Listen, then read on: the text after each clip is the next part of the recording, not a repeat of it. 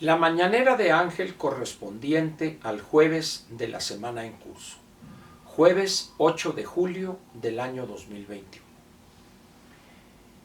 A raíz de una situación que se ha generado en los últimos días o quizás semanas en México, en este aspecto que podría yo calificar de el ambiente de negocios. Esta es una expresión que fue muy popular poco antes de la apertura de nuestra economía, y cuando se abre en 1987 y luego con la entrada en vigor del Tratado de Libre Comercio el 1 de enero de 1994, uno de los conceptos que más utilizábamos aquellos que nos dedicábamos de manera profesional a la promoción industrial era precisamente ese concepto: el ambiente de negocios o el ambiente para hacer negocios en México.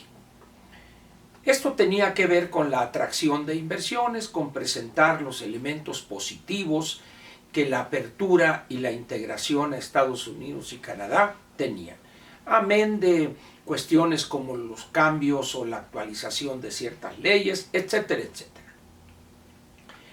Al parejo de eso del ambiente de negocios se utilizaba otra palabra que era la imagen del país.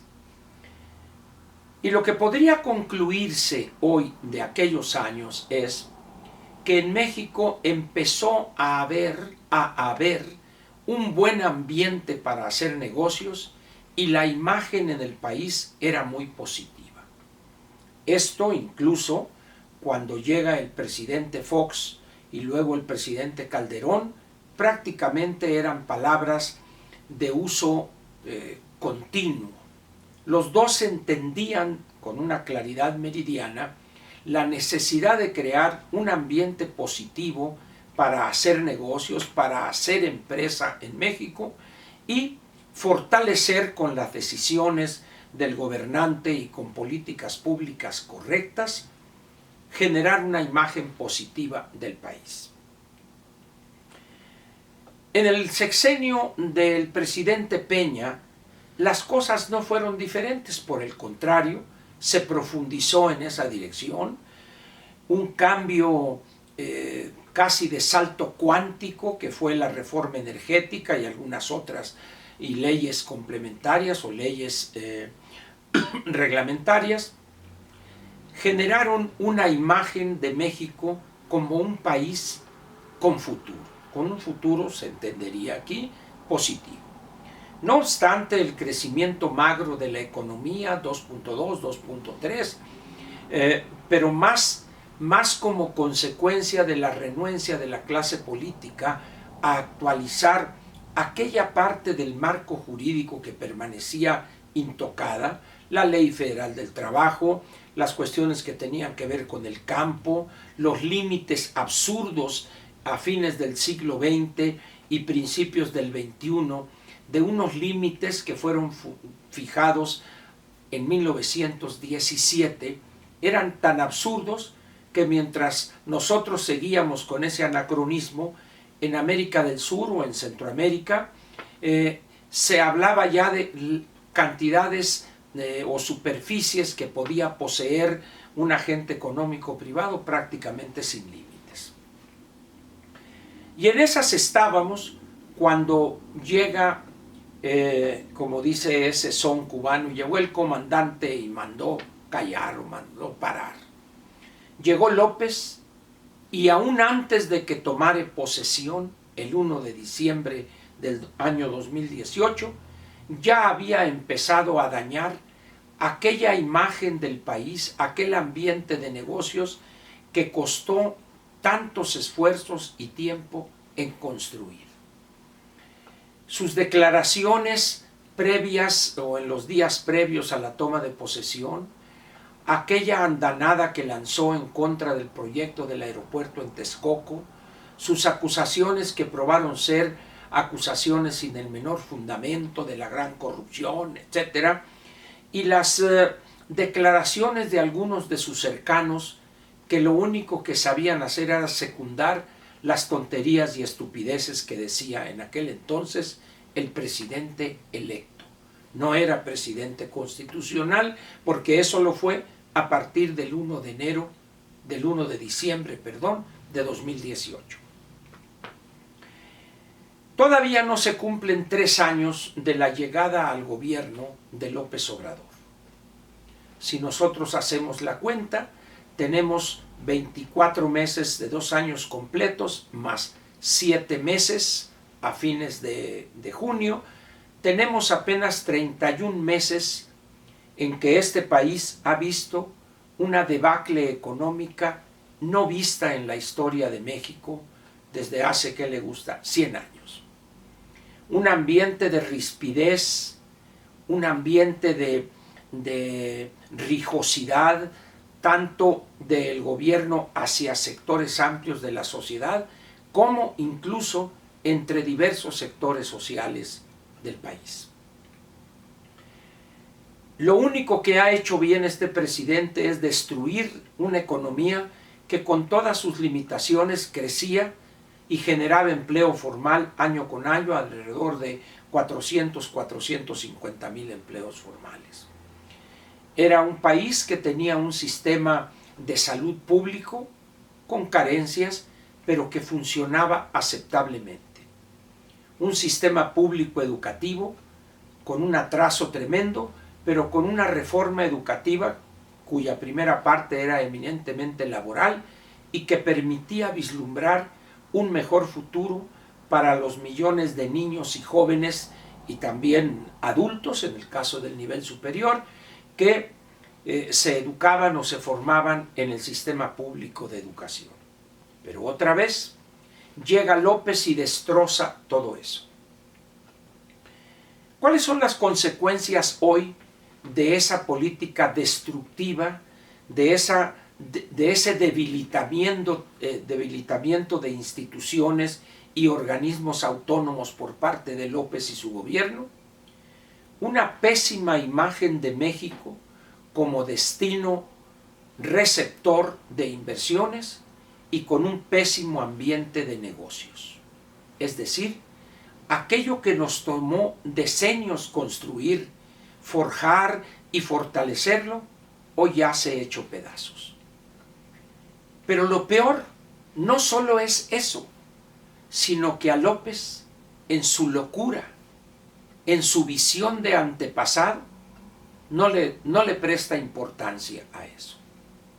Pero además de no prestarle importancia, sigue en esa ruta cuyo único objetivo es todavía complicar más las relaciones con el exterior. Sus decisiones frente a empresas o a compañías que invirtieron miles de millones de dólares en el país, en varias ramas de la economía, en las finanzas, en la energía, etc. Hoy no saben qué actitud tomar frente a esas decisiones absurdas, por decirlo menos, y a un gobierno sin rumbo. Y lo más grave en estas relaciones difíciles y de confrontación con empresas de otros países y con gobiernos de otros países está la relación que hoy luce resquebrajada, dividida con los Estados Unidos. El presidente de la República piensa que puede ir por la vida cometiendo torpeza y media, violando contenido de contratos, no respetando las firmas que funcionarios del gobierno y Estado mexicano han firmado. A él le vale. Él piensa que se va a salir con la suya y van aquellos gobiernos a inclinarse ante él. Está sumamente equivocado. Hoy, las presiones ya y exigencias, podríamos decir, del gobierno de los Estados Unidos están tomando cada día forma más clara. Acaba de darse un hecho que debería avergonzarnos.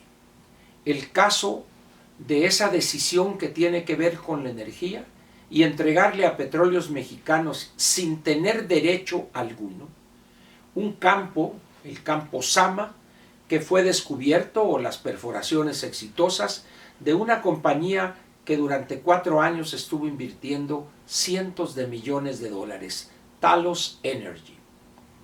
Ya la amenaza de un conflicto o de una demanda internacional está a la vista y de seguro vamos a perder. Pero al margen de los millones de dólares que tuviéramos que pagar, está la agresión al Estado de Derecho, el rompimiento de la legalidad, pero también el reto al gobierno norteamericano, que tiene por norma desde toda la vida de ese país defender a sus empresas en los ambientes del exterior.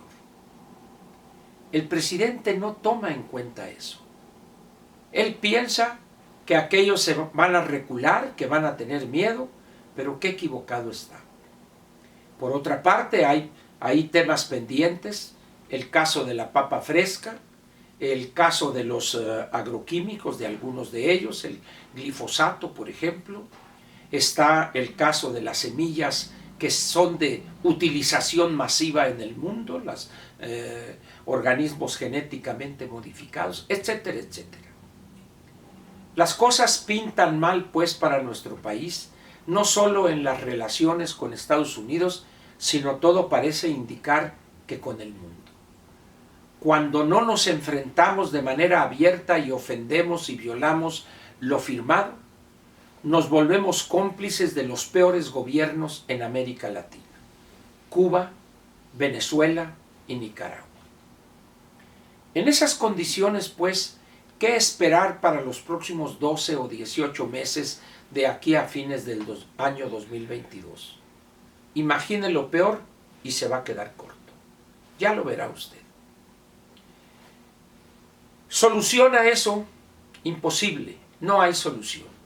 El presidente es un hombre cuya ignorancia domina todas sus decisiones, las cuales son apoyados por un grupo de serviles, de abyectos y lacayos que no reparan en el daño que se causa al país y su economía. Para ellos lo importante es estar en los favores y en el aprecio del gobernante. Algunos loquitos, porque ya los nombró, ya se sienten candidatos a la presidencia de la República. Como diría Catón, hágame usted el refabrón Cabor. En fin, agradezco su presencia aquí, pues, y lo espero mañana para cerrar una semana más laboralmente hablando, pues mañana será viernes. Gracias.